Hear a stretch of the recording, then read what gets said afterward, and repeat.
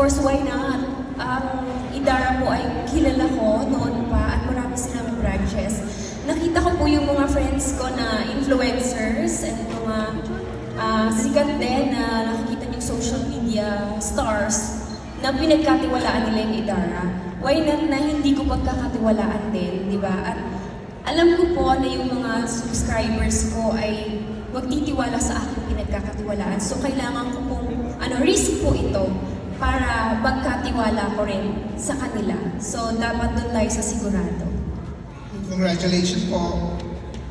Okay, thank you so much. That was amazing. How we are inside the family, nagiging pamilya na kami dito.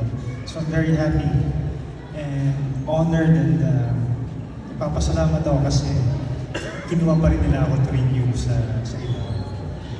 Thank you so much. And